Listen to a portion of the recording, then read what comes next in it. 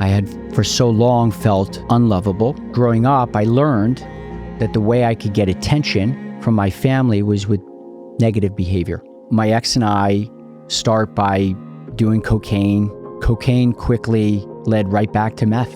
I don't blame my kids for being upset with me, but I knew that the only way that I could make that right is to find the true way that I can show up as the best version of myself. And so I went on a healing journey.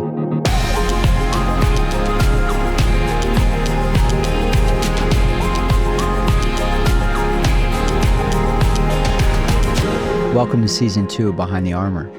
This season will look a little different. We're going to go on a journey together. And we're going to take this into series. And so the first series we're going to start is at addiction. It's important to start there because I can't get to my healing. I can't get to the power of connection until I understood addiction. And by understanding addiction, it's really understanding the pain. And the pain is the shame. It's the loneliness.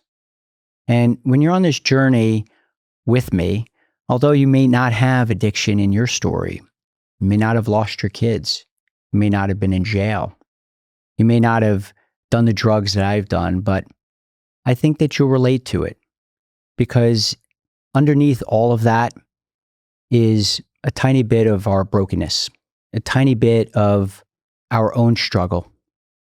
And knowing that underneath all of shame and loneliness and the things we want to keep silent and hidden from anyone else is where the true power lies. Beneath that is our story. And when we own that story, we're able to move ahead, find the healing in our lives. What I think that you'll relate to and what may resonate with you is not the addiction, but why the pain? Because in all of our stories, underneath that lies the secrets, the things we want to keep hidden, the things we don't want anyone to know about us. But once we break free from that, when we step out from beneath that shame, when we own that story, that's where the real power lies. I think that it's so important to me and really important in this time particularly that we begin to unravel our messiness, to own the messiness. And so I'm going to start with my own. My addiction story didn't start with drugs. It started with safety. I was addicted to finding a safe place.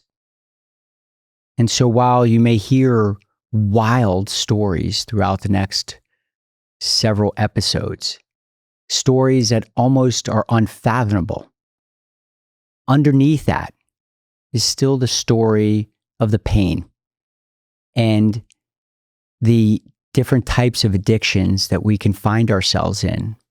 Like myself, I've had seasons of addictions: drugs, success, money, sex, validation. But for me, it started with safety. When I couldn't find safety, I found escape. I had to find a way to numb the pain, to find comfort in my own skin. And I tried that through my family, naturally, like all of us, from our parents. Once I couldn't find it in my own home, I found it in drugs. I found it in substances. And I didn't care what they were. In fact, when I was a teenager, you could give me something to sniff or something to swallow. And I was the type of kid who would take it and then ask what I just did. It was that much that I needed to find the escape hatch. And I first found that in drugs. In high school, I was living with my stepbrother, my half-brother, my biological brother. And so there were 4 of us, and it was an untethered house. My father, a famous boxing promoter, Gary Shaw, represented people like Mike Tyson and Evander Holyfield, Shane Mosley. And I think that he was always looking for a good fight. And we found that even in our own home. Being that that was not a place of safety, when I was enrolling for college, there was no chance that I was going to stay in a university or a place in New Jersey. I wanted to get away as far as I could. And I found that when I landed in Tempe, Arizona, at Arizona State University. I dove into academics. In fact, my next addiction was validation. I ran for student president. I was nominated to and ultimately elected as president of my dormitory. I, of course, ran for the president of my fraternity class. And all of these things really just meant more validation for me. The more important I felt, the more lovable I felt. I had for so long felt unlovable, broken, disconnected. And so I was starting to find that in the validation that others would give me. But I met Rick. And Rick came to our dorm, and he was the kind of guy who knew everybody. And he had this gregarious personality. And I was just absolutely enamored with how he interacted with people and how people looked up to him. And I wanted to be Rick. But Rick also had something that I had no knowledge of and didn't know anything about, and that was crystal meth.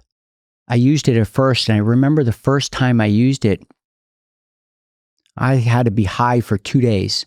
I didn't feel any pain. I didn't think about home. I didn't think about the childhood trauma that I had been through. I didn't think about anything.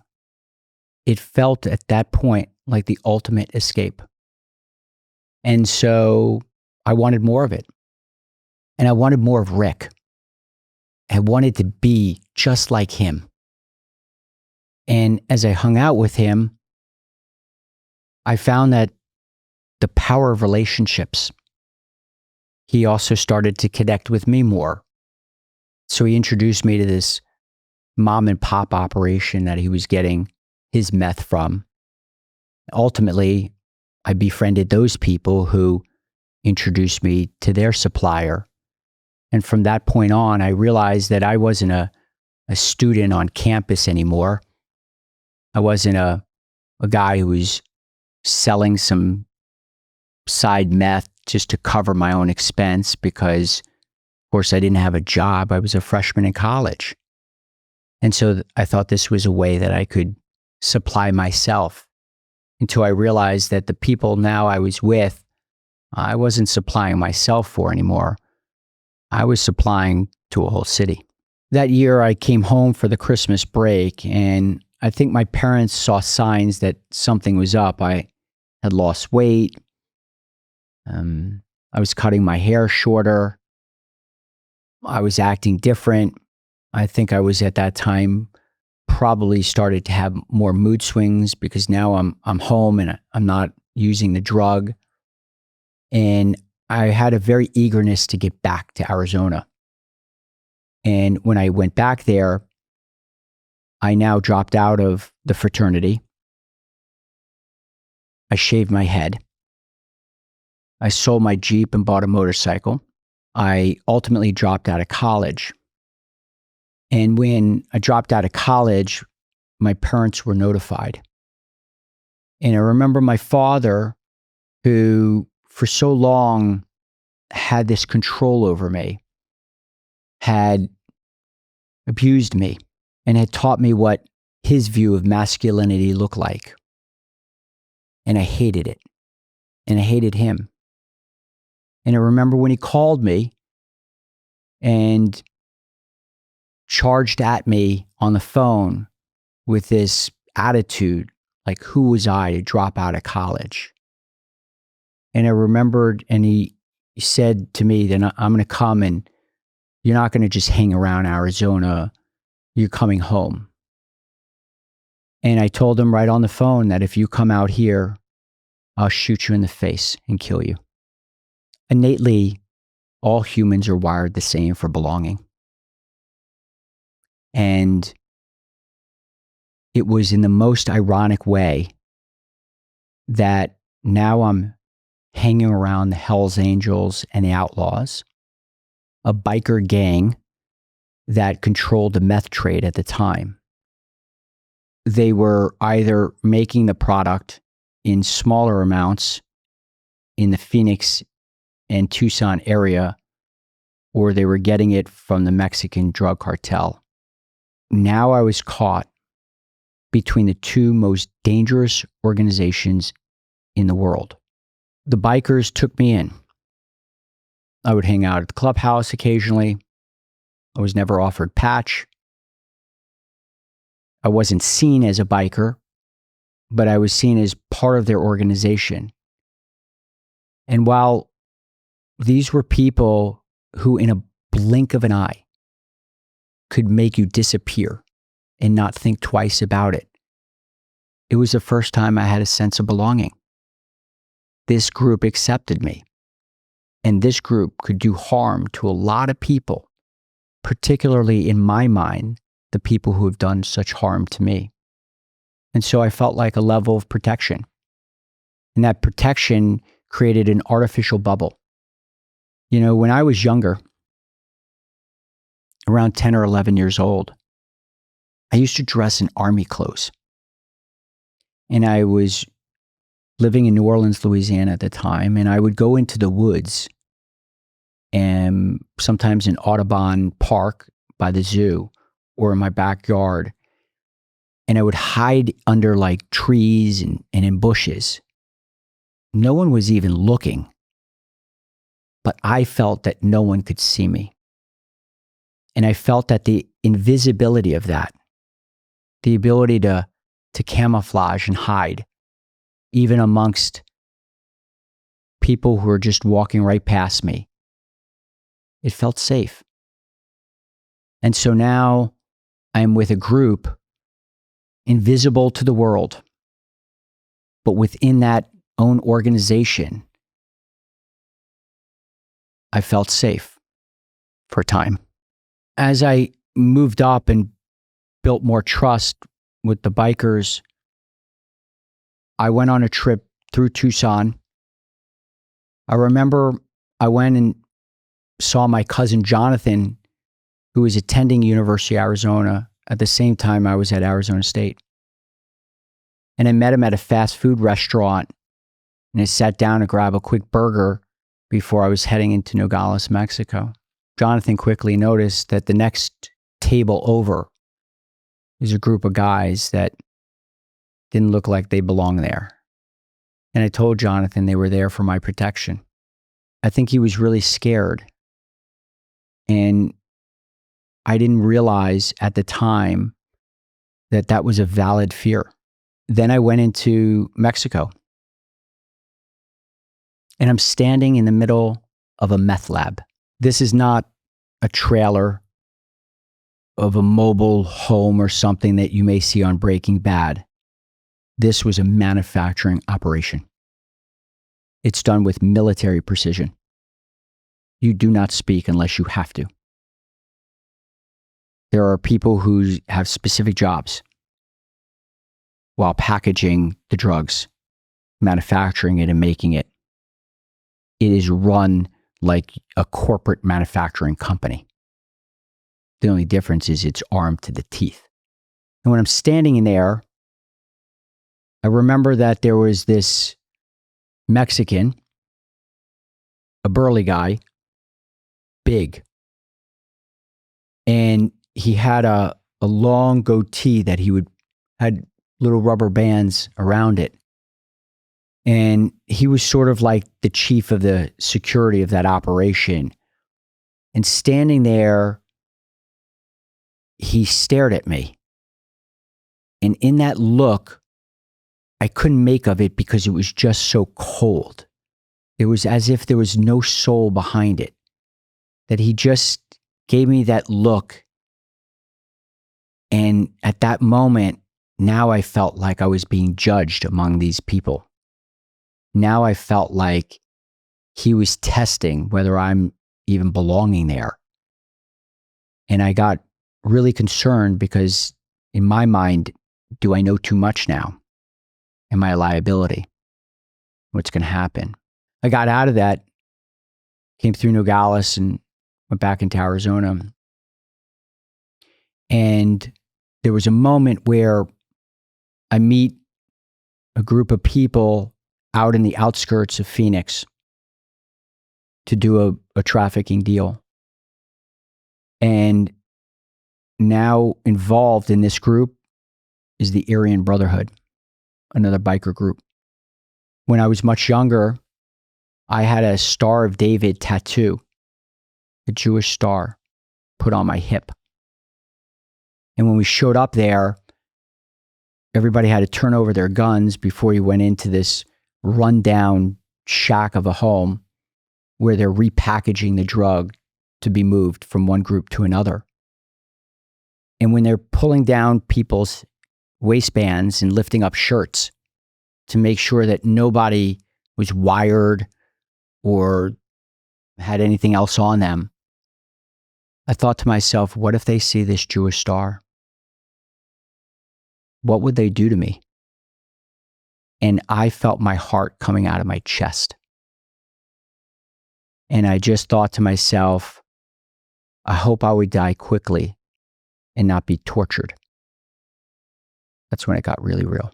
I'm caught between the addiction of the drug and the substance and no longer feeling safe. In all of those moments of that little boy inside, just wanted to run to the woods, be camouflaged and hide. And so I called my family. I told them I was way in too deep. I got myself too involved. I need help. And so a plan came up between my family and my cousin who was back in Tucson, and that's where I went. I drove from Tempe. I saw him. I slept at his fraternity house that night.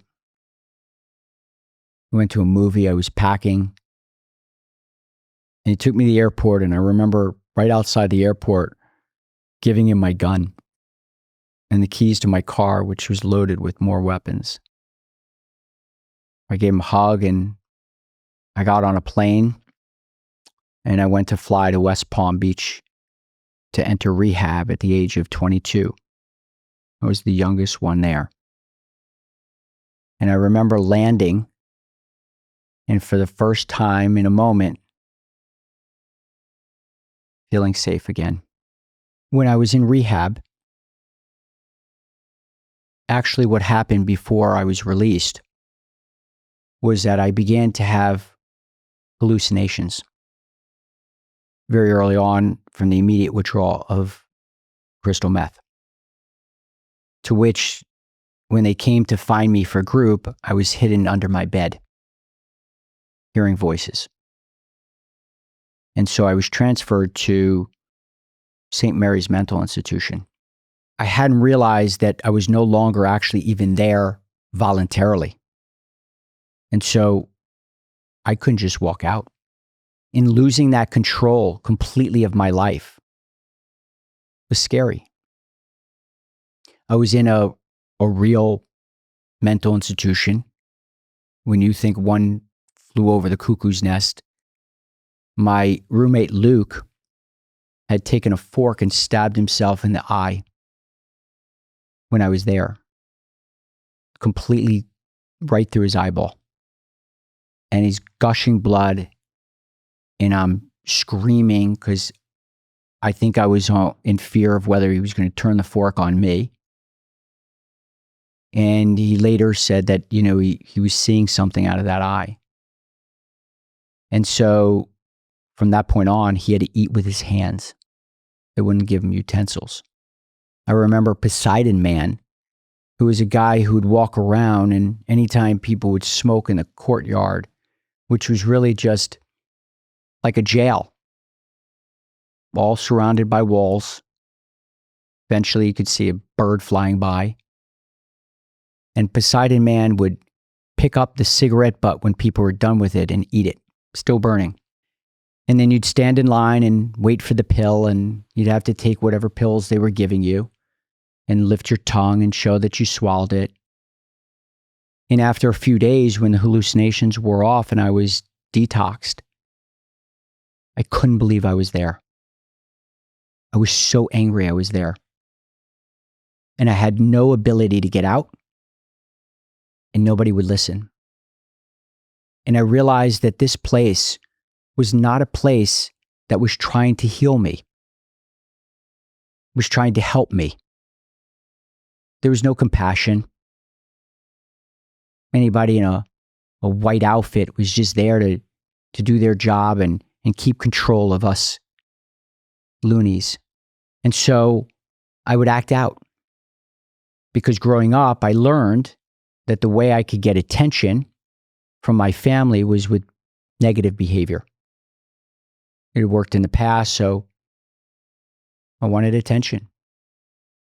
And I would end up being thrown in a solitary room, which is a room of literal white walls, padded, 12 feet high, padded on the floor. I'm 22 years old. I'd start jumping off the walls and trying to flip and stuff. And they'd come and tell me I couldn't do that. And I was so angry, I'd tell them, what would they do? What could you do? Next thing I know, they're lifting pads off the certain floor, and now I'm strapped down. And I would just look at the ceiling for hours. I was there for over a month. And I was mad at my family because I thought they did this to me. And I hadn't realized really all this time, I'm doing this to myself because I'm still caught up in the addiction, the various forms that it showed in my life. So when I got released from the mental institution, I went to go live with my grandparents in Boca Raton, Florida. And they became my mentors. I ultimately moved back to New Jersey with them when the winter had passed, and I enrolled in William Patterson University. And I found academics and the potential to be successful as my new addiction. I graduated with honors at college. And what was showing up now was, again, not only the need to be validated and heard and seen, because top of my class, people were talking about it. I graduated and went to law school, got admitted to law school. And in that summer before, we rented a beach house in Belmar, New Jersey with a bunch of friends. And a lot of them turned out to be cops, and they're great people and great guys. And at the time, they were very impressed that I was going to law school. And so that felt validating, and it felt powerful. And so addiction never lost its grip on me, because the entire time I'm moving from one addiction to another and not realizing that it's not why the addiction, but why the pain. At first, when I went to law school, I wanted to practice criminal law. And I think looking back at that was not that I was interested in the area of law as much as I knew that there were people like me that I've met through these prior seasons of my life that needed help, that had made mistakes, but that they were good on the inside. I felt that about myself. I didn't want to be the person that I was showing up as in college. I certainly didn't want to be the person I was showing up as at St. Mary's. I knew that wasn't me. It was a product of my circumstances and my environment, and the lack of the ability to find safety. And so I pursued criminal law at first. Came out of law school. I worked for a law clerk and a very prominent, well-known criminal defense attorney in New Jersey. And that started to take off, where now I'm working for a law firm, and I'm moving up very quickly from levels of associates. The owner of the law firm really took to me. We developed a very close relationship. And so I felt important. I felt validated. There were clients that were particularly asking for me to represent them. I was a zealous attorney, a mad dog litigator. I would run through a wall for my clients because I didn't care about the other side. I cared about solving my client's problem, being important to them, a new sense of belonging. I also realized that I started to make money and could afford my own things. And if I could afford my own things, money would bring me freedom from my family. Money could buy safety. But I later learned that you can't out-hustle the trauma. My early success was also hurting in different relationships. For instance, I remember I came out of a law case once, and an attorney had followed me to my car. And as I get in the car, he put his hand on the door and he said, "You know, Judd, you don't have to be such an asshole. You don't have to come in on every case you handle and burn the village, scorch the earth, kill the women and children. Like your approach, I have a client too that I have to respond to. And we put our pants on one leg at a time, just the same. And you're making me look really bad." And I said to him, "If you don't move your hand, I'm going to slam it in my door." I didn't care. I cared most about being needed, being validated by my clients. And while that wasn't the route that I would take today, because I think I could still zealously and well represent my clients while not trying to torch the other side, I didn't play that way. So my new season of addiction became success and validation. And my cousin, again, Jonathan, while working at this firm, introduces me to my now ex-wife. He calls me up and he says, "You got to meet this girl." And he also told me that she's worth hundreds of millions of dollars. She comes from big money. And that was a hook. I thought to myself, if I could get involved in that, now how lovable would I be? That money would buy me access to everything that I wanted and needed. And so I went out with her. And in 1 week, I moved in with her. And in 7 months, we had a child together, or she got pregnant. So we got married very quickly before the baby was born, our daughter. My new addiction was money. And money came fame.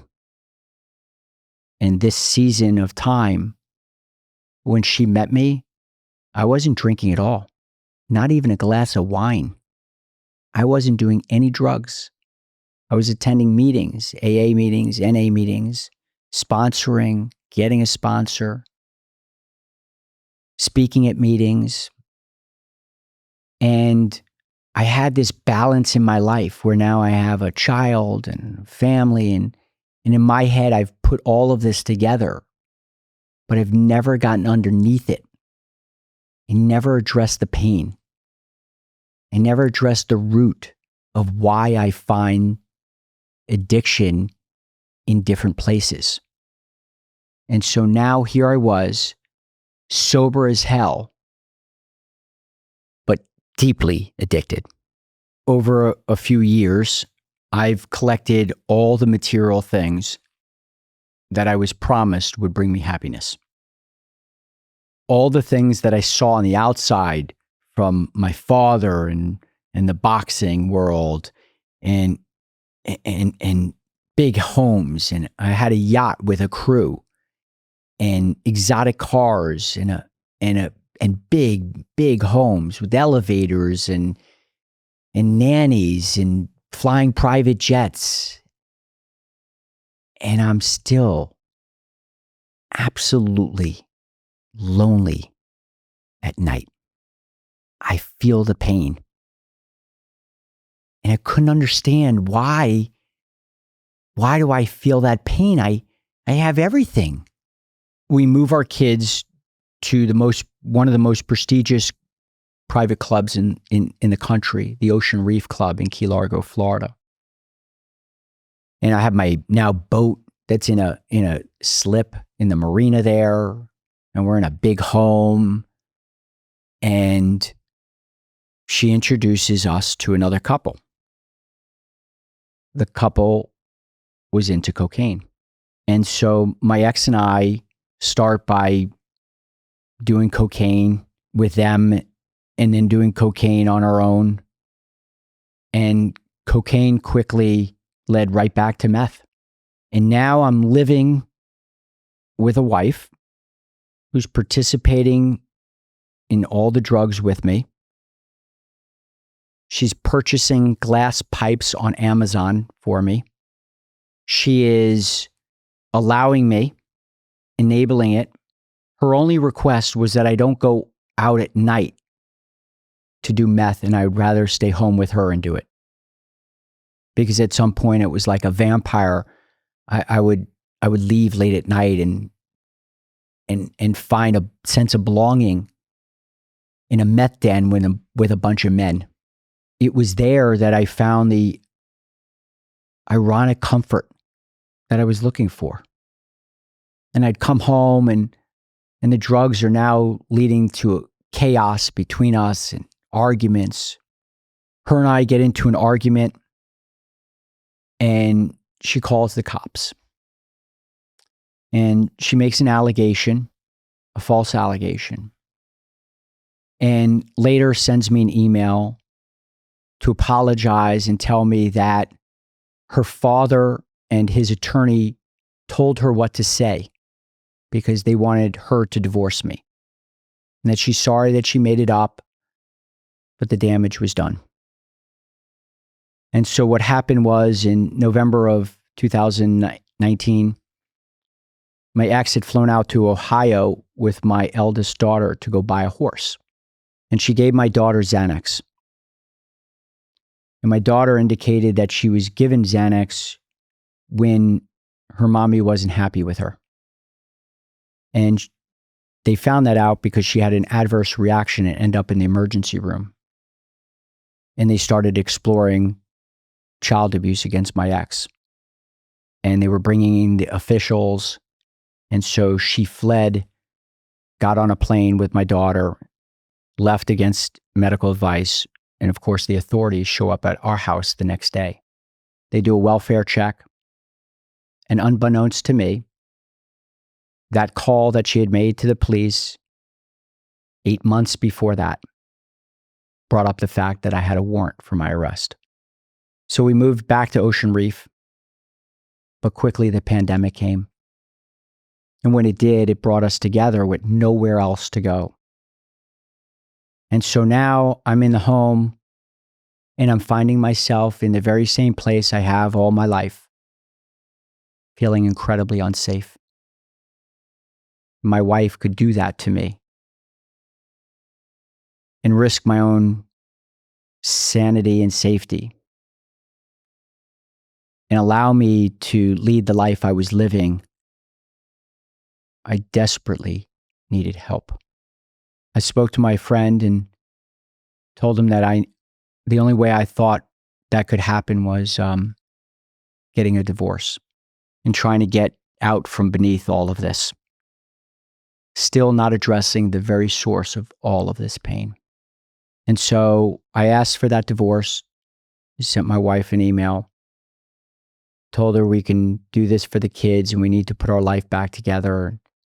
We have 3 kids at the time. My youngest at the time was 3 years old.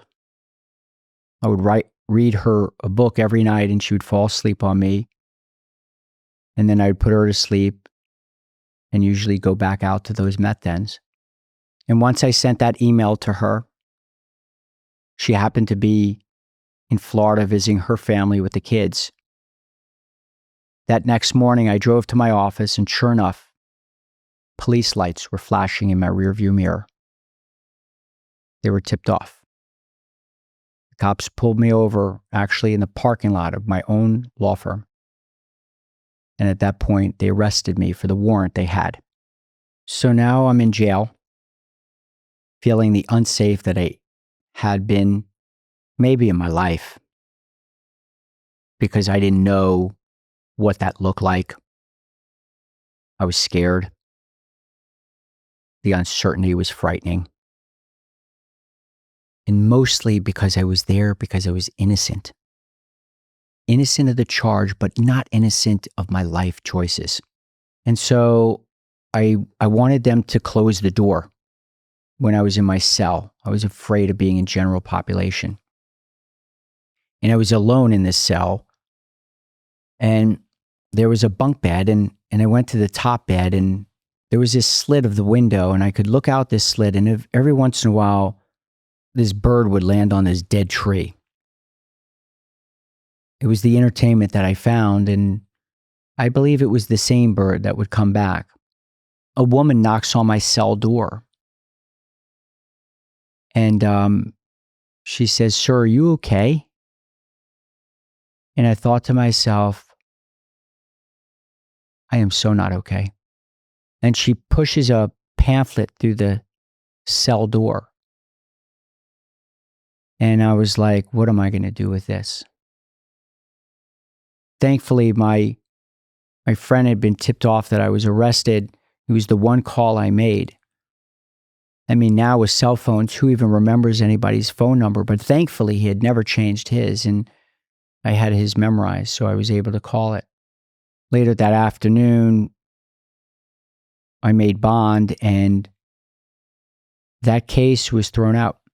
The judge and the prosecutor indicated there was no evidence. They had seen the email from her. She wouldn't cooperate. She'd lawyered up. And the judge says to me, "Sir, this matter I am expunging from the bench, meaning you can now say that you were never arrested and this event never happened." And all I could think of, but it did. But it did happen. And I went home to my big empty home alone. And that's when I seriously considered ending my life.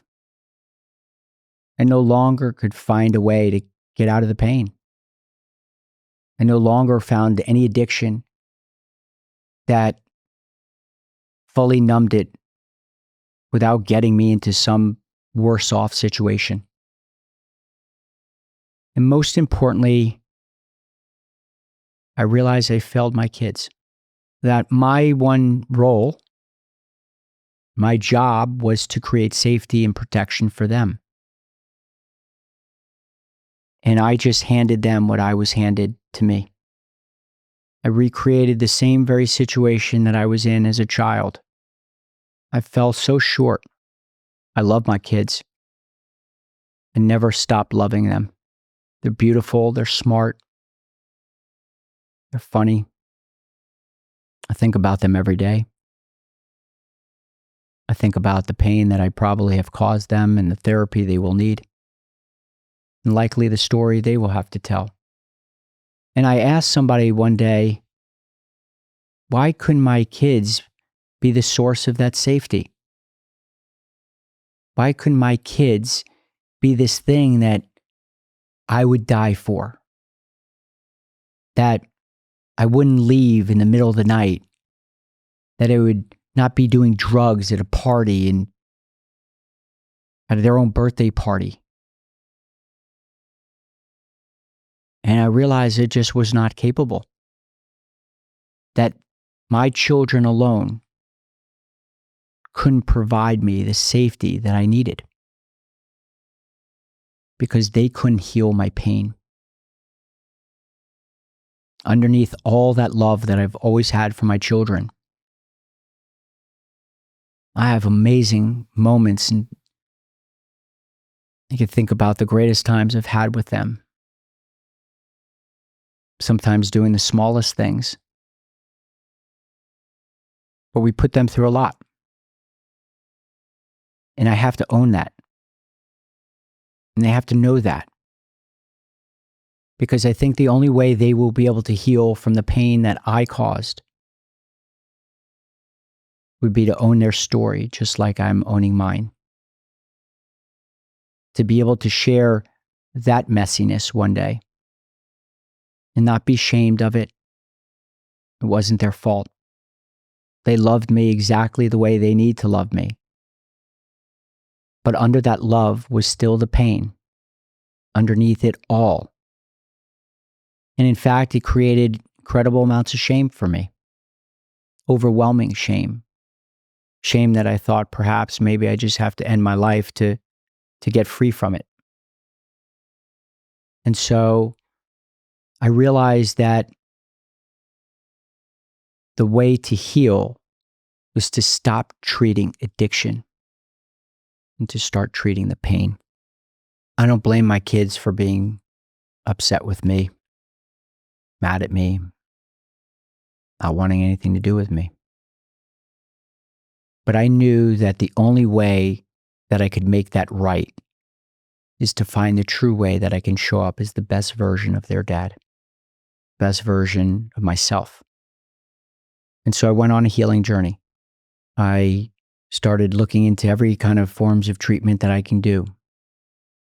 And it was finally when I once went to a therapist who was providing me EMDR. She said to me, "Judd, we have to stop treating the substances. Let's get to the pain." And from that point on, I realized that underneath all of that was what we all share. There are parts of us that we've gone through things that we're ashamed of, that we want to hide from, that we wish no one would know. But the moment that I was able to be vulnerable, particularly with other men, the moment that I was able to tell my story and own it fully, raw and real, was the moment I began to heal. The moment I would be able to show up as the person that I want to for others, for my kids, for my family. And so I think this subject is so important that that's where we're starting this journey. That I hope that through all of these wild stories, that in a bit of it, you hear yourself. And that we'll be talking to people whose addictions show up differently. Different drugs, loneliness. But the outcome that I have found and the journey that we will take together shows me that the way out of the darkness, the way out of that hole, is through connection. And when you may feel that you're struggling, you may be struggling right now, but know that there is another side of that pain. It's not the end. In fact, we're just beginning.